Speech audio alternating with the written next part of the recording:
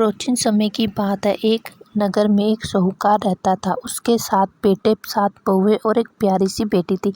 दिवाली का समय नजदीक था। सभी घर की सफाई और सजावट में लगे थे। एक दिन साहूकार की 7 बहुएं और उसकी ननद सभी जंगल में मिट्टी लेने गई ताकि घर लिपाई पुताई कर सके। जंगल में जब वह मिट्टी खोद रही थी तो अनजाने में ननद की खुरपाई एक सई के बच्चे को लग गई। बच्चा उसी समय मर गया। यह देखकर सई माता बहुत क्रोधित हुई।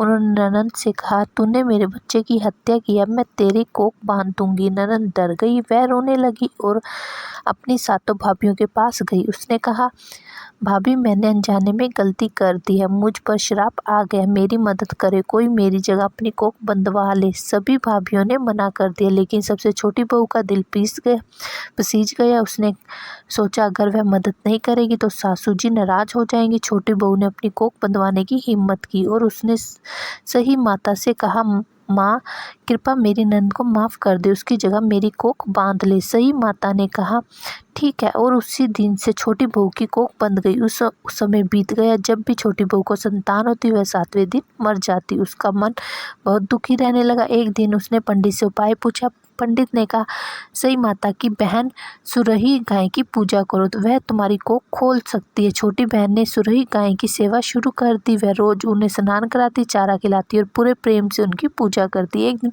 सुरही गाय बोली, बेटी, मैं तेरी सेवा से प्रसन्न हूँ, बोल क्या तू चाहती है।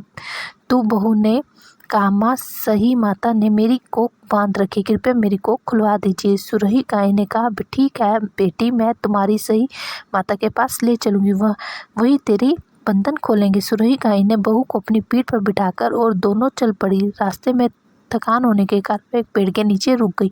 उस समय एक सांप गरुड़ पंखनी के बच्चे को डसने लगा। बहू ने साहस दिखाया, सांप को मारा और बच्चे को बचा लिया। जब गरुड़ पंखनी लौटी, उसने खून देखा तो उसे लगा कि बहू ने उसके बच्चे को मार दिया। वह क्रोधित होकर बहू को चोट से मारने लगी। बहू ने कहा, माँ, मैंने आपके बच्चे को नहीं मारा, लेकिन सांप से उसकी रक्षा की है। गरुड़ पंखनी ने सच जान लिया और बोली, बेटी, तू बहुत पुण्यवती है, मैं तेरी मदद करूंगी। फिर उसने बहू और सुरही गांव को अपनी पीठ पर बिठाकर सही माता के स्थान पर पहुंचा दिया। सही माता ने जब बहू की श्रद्धा और भक्ति देखी तो बोली, बेटी, तू तो बहुत धर्मपरायण है, अब मैं तुझे आशीर्वाद देती हूँ, तेरी कोख खुल जाएगी और तेरे 7 बेटे और 7 बहुएं होंगी। बहू ने माता के चरणों में सिर से घर लौट आई। कुछ समय बाद बहू के घर पुत्र रत्न प्राप्त हुई। उसके बाद उसके 7 बेटे और 7 बहुएं हुई और पूरा परिवार सुख शांति से जीवन बिताने लगा। इस दिन की याद में हर वर्ष कार्तिक कृष्ण अष्टमी को होली अष्टमी व्रत किया जाता है। इस व्रत को करने से माता स्त्रियों को संतान रक्षा करती है और उन्हें सुख, समृद्धि और सौभाग्य का वरदान देती है। सच्ची भक्ति, सेवा, निष्ठा से हर विपत्ति दूर हो जाती है। माँ सही और माता हुई उन सभी की रक्षा करती है जो सच्चे मन से